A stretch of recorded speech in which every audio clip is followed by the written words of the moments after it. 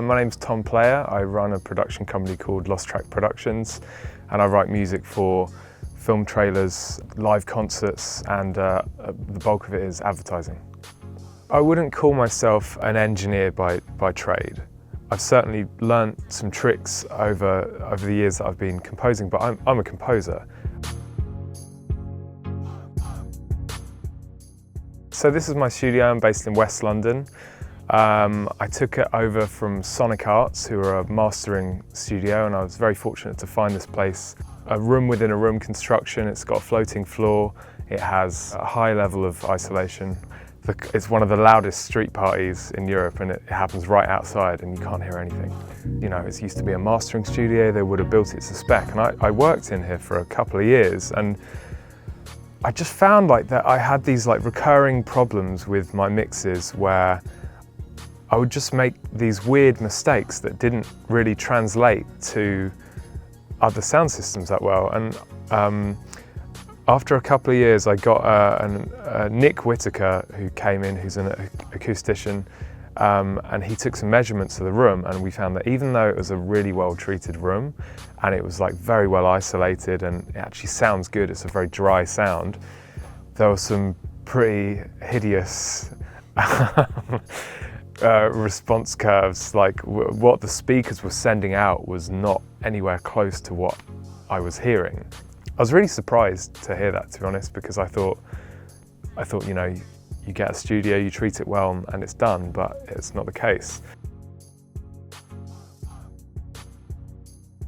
I didn't like the idea of altering the sound, because I didn't have the belief that it could actually do anything useful. I thought basically you just have to fix it in the room, get it right at the source. And Paul from Emerging came over and did a demo of one of the Trinnovs, and turned it on, and it was it's not a subtle change. It's a huge difference. I came back the next day and it was on, and I started working. I found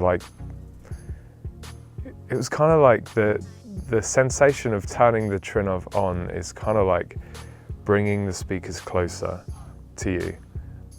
It feels like there's less interaction with the room and more direct sound. It feels like it does it in a way that doesn't feel processed.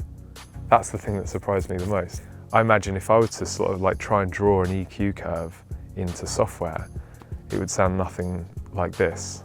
I'm sure you're doing some clever trickery behind the scenes.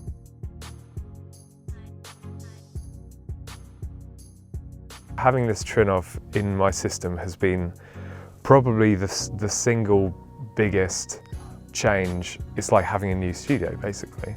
It's still the room that you're comfortable in working, but it kind of switches all the nastiness of the room off. When you think about it, it doesn't touch your master bus. All you do is you listen more accurately.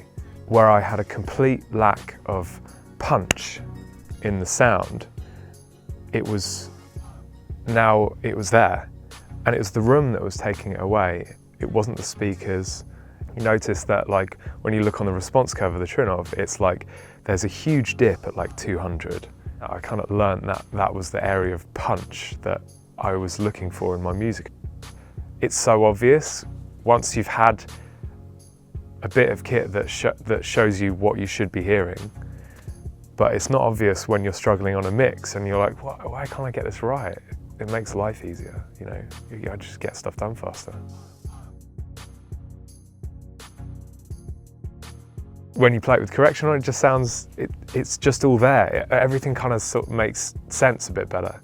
So when we're playing it live, it's really interesting because the boxes you put in the concert hall, you're playing to 3,000 people, they have a pretty linear response, but you realise even the concert hall isn't flat. So you kind of learn a bit more about every acoustical environment that you're in. When you have a mix that's sounding well balanced and good on here, you just get a sense of confidence that it's going to translate to other places too. They have the tightness that you have in the design of the speaker. It just stretches the frequency range out, and you lose the harshness. There's an extra octave of bass. It's giving a new lease of life to your favourite speakers.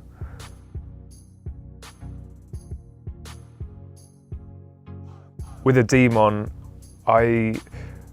because I'm using like a multi-monitor setup, I don't want to have like more than one volume control in line, more than one DAC or monitor controller. So what I'm trying to do is streamline what I have. It's a simpler way of working. The DMON works as a monitor controller and the correction unit at the same time. And it gives me the flexibility of using my own DAC. I can feed digital out from corrected speakers, digital out from the DMON into that DAC. And then you still get the volume control and everything kind of happening from one hub. For me, it's like the best of both worlds. The thing to remember with a Trinnov is it's not subtle. A very obvious change. It's like when you turn it off, it sounds like someone's put a phaser on your mix. It's shocking, the difference. It works on a feedback loop.